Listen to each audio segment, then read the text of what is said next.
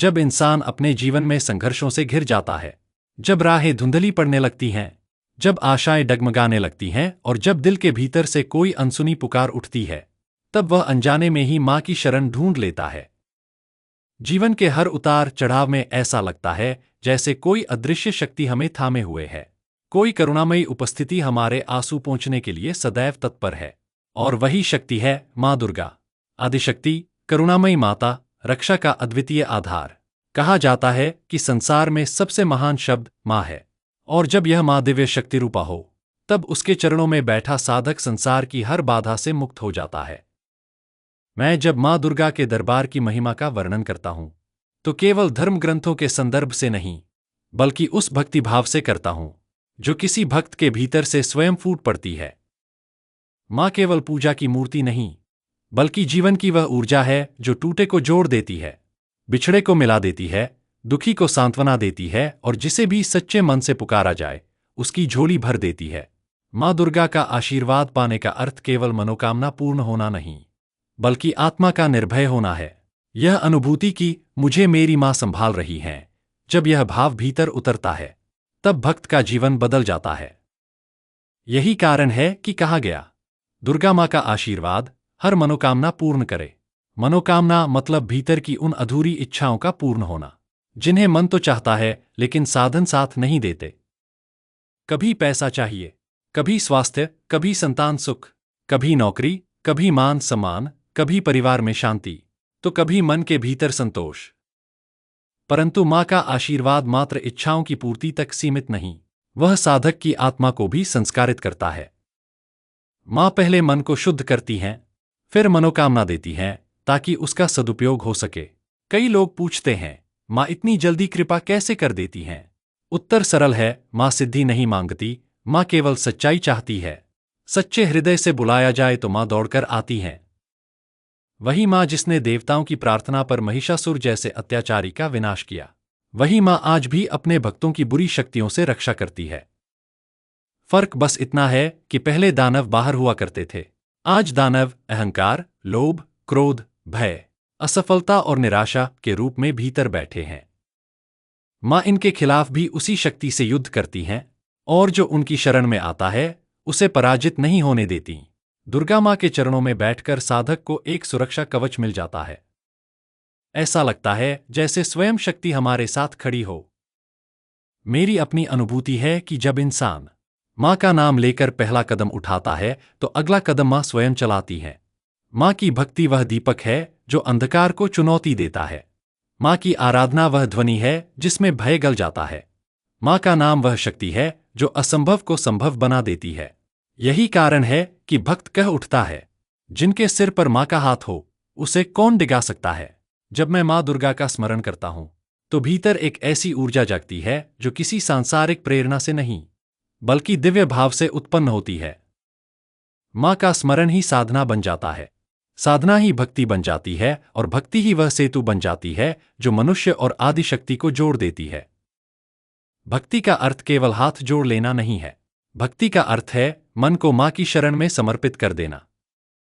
जब मन समर्पित हो जाता है तो मां स्वयं उसे थाम लेती है। मां के आशीर्वाद का रहस्य यहीं छिपा है, जहां समर्पण वहां संरक्षण। जिस घर में मां दुर्गा की उपस्थिति भक्ति के रूप में रहती है, वहां नकारात्मकता का प्रभाव स्वतः समाप्त हो जाता है। मां केवल कामनाएं नहीं पूर्ण करती, वह घर के वातावरण को भी शक्ति और शांति से भर देती हैं। इसलिए कहा जाता है, जहां मां का वास वहां कल्याण का प्रकाश।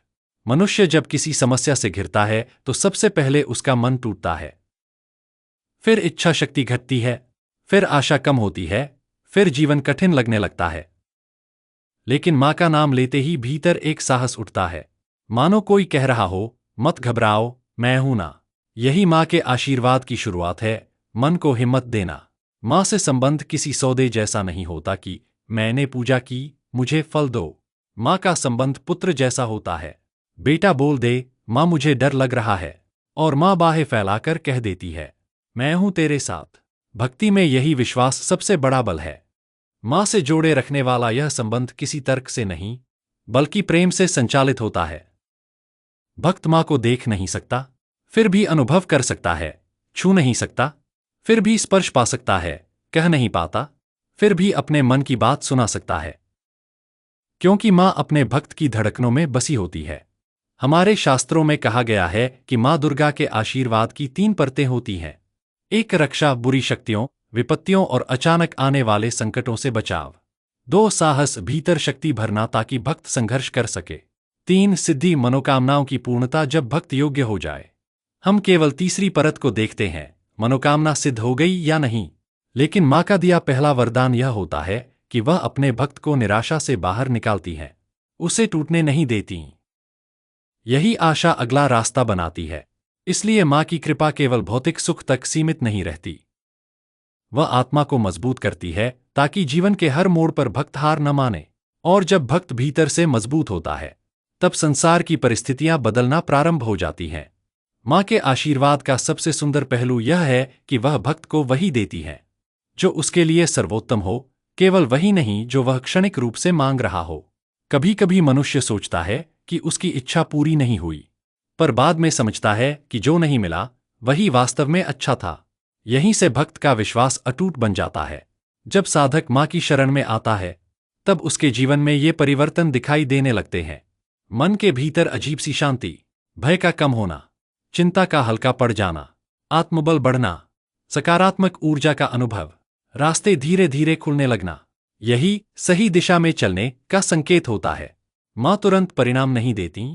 माँ पहले साधक को उसके भाग्य के लायक बनाती हैं, फिर वही आशीर्वाद फल बनकर सामने आता है। जब भी जीवन में थकान महसूस हो, जब मन उलझ जाए, जब राहें धुंधली हों और जब भीतर का साहस डगमगाने लगे, तब बस मातृशक्ति को स्मरण करना। माँ दुर्गा की कृपा कभी देर से हो सकती है, पर खाली नहीं लौटाती, क्योंकि माँ का स्वभाव ही पालन करना, रक्षा करना और अपने भक्त का हाथ थामे रखना है। जो भी सच्चे मन से माँ को पुकारता है, उसके जीवन में देरसबेर चमत्कार अवश्य होता है। आज भी जो व्यक्ति टूटने से बचा है, वह अपने दम पर नहीं, किसी अदृश्य शक्ति की कृपा से बचा है। और वह शक्ति कोई और नहीं, माँ दुर्गा ही है। यदि मन से कहो, माँ मुझे तुम पर भरोसा है, तो माँ कहती हैं, मेरे बच्चे, मैं हमेशा तेरे साथ हूँ। इसलिए उठिए, निराशा को त्यागिए और श्रद्धा से कहिए, जय माता दी। माँ का नाम लो, माँ को हृदय में बसाओ, फिर देखना, जो चाहा है वह स्वयं तुम्हारी ओर चलकर आएगा। अगर यह भक्ति लेख आपके हृदय को छू गया हो, तो माँ दुर्गा का नाम कमेंट में अवश्य लिखें, ताकि माँ का आशीर्वाद सभी भक्तों तक पहुँचे। जय माता दी। शेयर करें, कमेंट करें, माता रानी का नाम फैलाए।